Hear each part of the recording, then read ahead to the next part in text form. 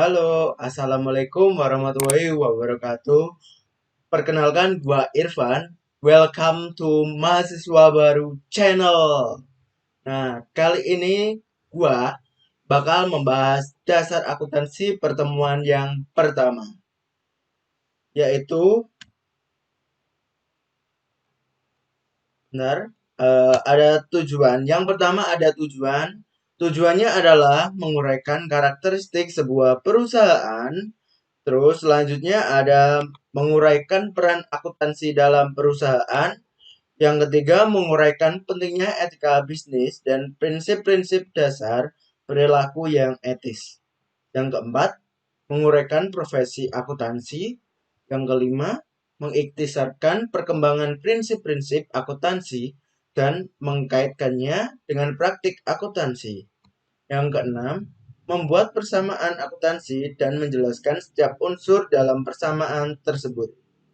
Nah, selanjutnya ada menjelaskan bagaimana transaksi bisnis dapat dinyatakan dalam perubahan-perubahan yang terjadi pada tiga unsur dasar persamaan akuntansi. Dan yang kedelapan, menguraikan laporan keuangan perusahaan perseorangan dan menjelaskan bagaimana laporan-laporan tersebut saling berhubungan. Dan yang kesembilan, menggunakan rasio kewajiban terhadap ekuitas pemilik untuk menganalisis kemampuan bertahan perusahaan dalam kondisi bisnis yang buruk. Selanjutnya ada jenis-jenis perusahaan. Yang pertama ada perusahaan manufaktur.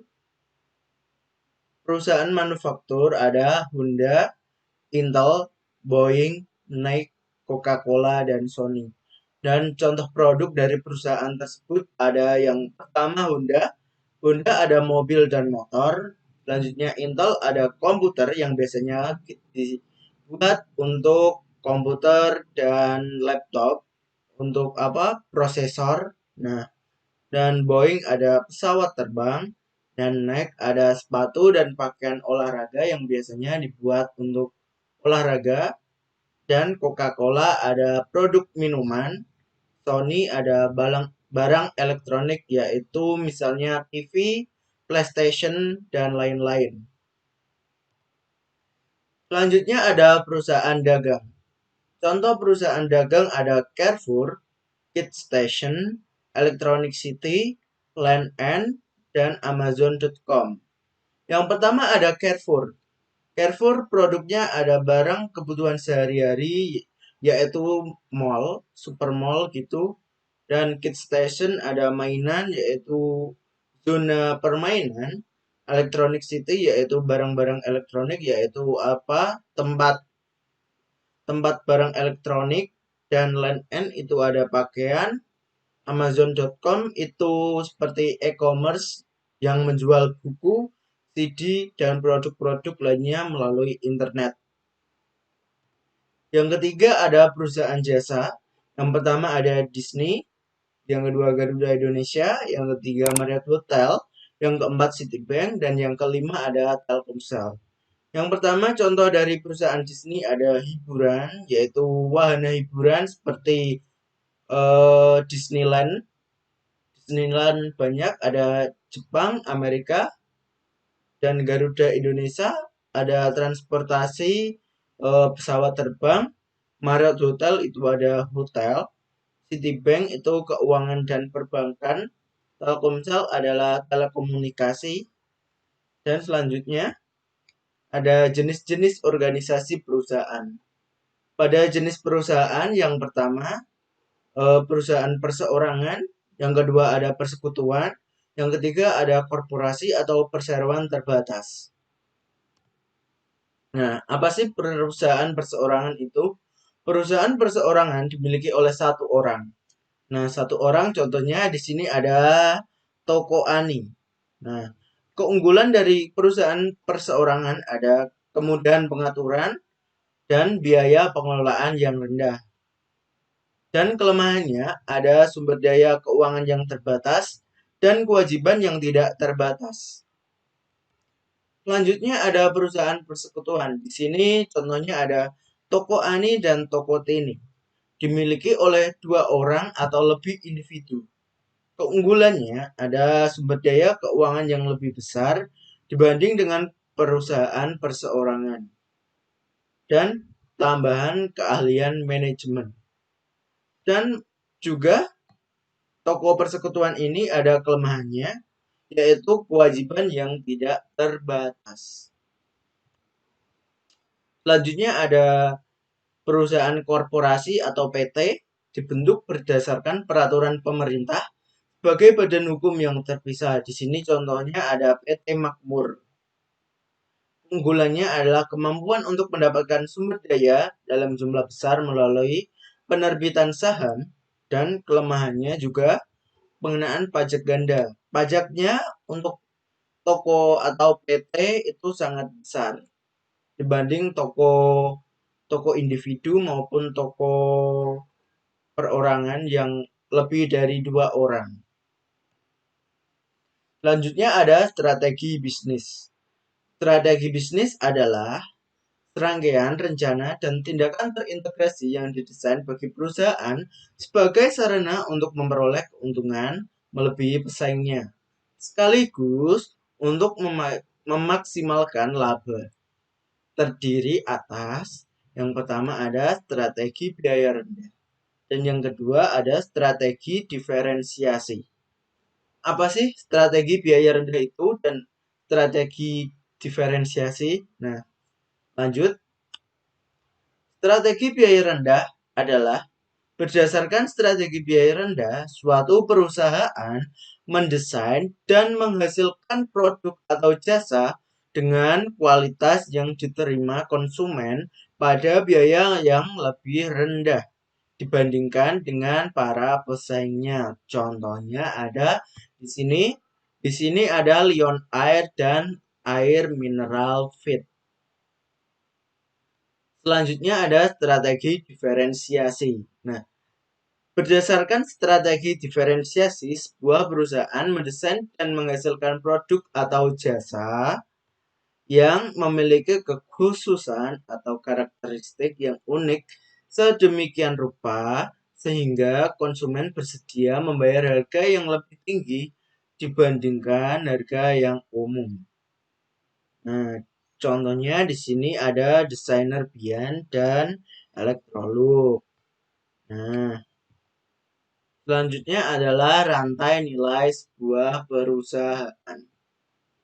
Apa sih rantai nilai sebuah perusahaan itu? Rantai nilai adalah cara yang dilakukan perusahaan untuk memberi nilai tambah bagi pelanggannya untuk pemrosesan input menjadi produk atau jasa.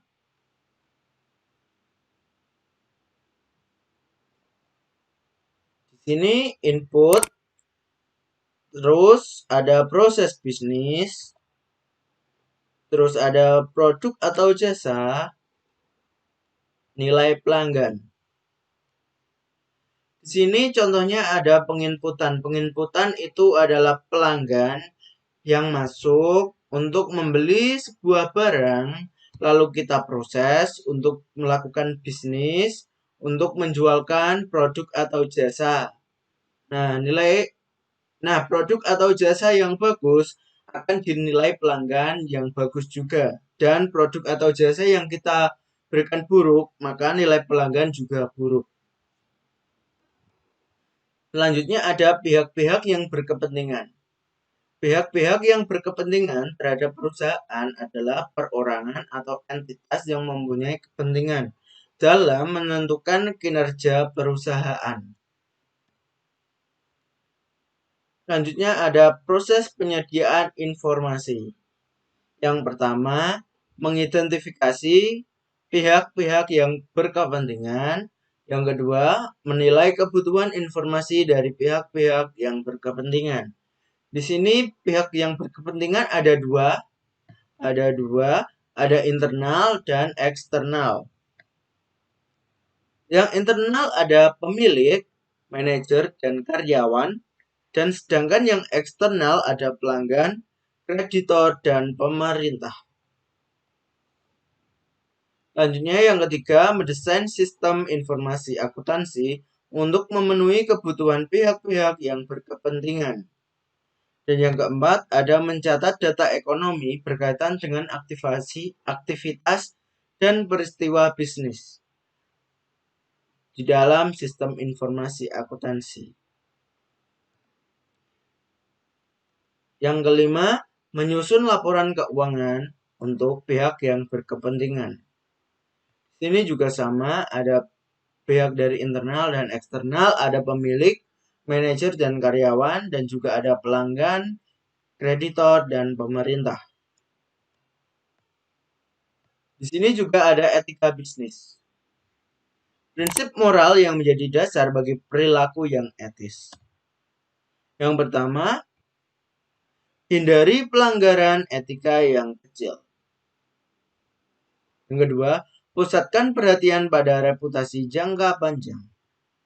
Yang ketiga, bersiaplah menghadapi konsekuensi yang kurang baik bagi diri Anda bila berpegang pada perilaku etis.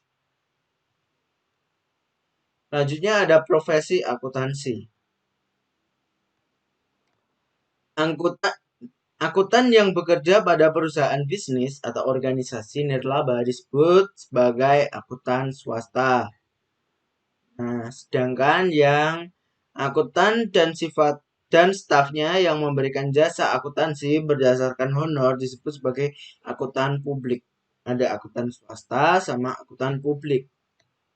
Ini contohnya yang bekerja pada perusahaan, bisnis, dan organisasi nirlaba sebagai akuntan swasta dan akuntan dan stafnya yang memberikan jasa akuntansi berdasarkan honor disebut sebagai akuntan publik.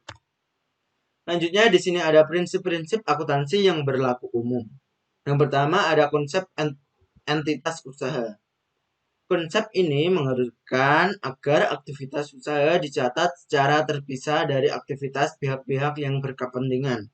Yang kedua ada konsep biaya. Konsep biaya adalah dasar untuk mencatat harga pertukaran atau biaya akuisisi dalam catatan akuntansi. Yang ketiga, konsep objektivitas. Konsep ini mengharuskan agar catatan dan laporan akuntansi didasarkan pada bukti yang objektif. Yang keempat, konsep unik pengukuran. Konsep ini mengharuskan data ekonomi dicatat dalam satuan mata uang. Terima kasih. Demikian materi yang dapat saya sampaikan. Jika ada kesalahan, saya mohon maaf. Dan jangan lupa di subscribe, like, and share jika video ini bermanfaat bagi kalian semua. Jangan lupa di subscribe ya. Oke, terima kasih. Wassalamualaikum warahmatullahi wabarakatuh.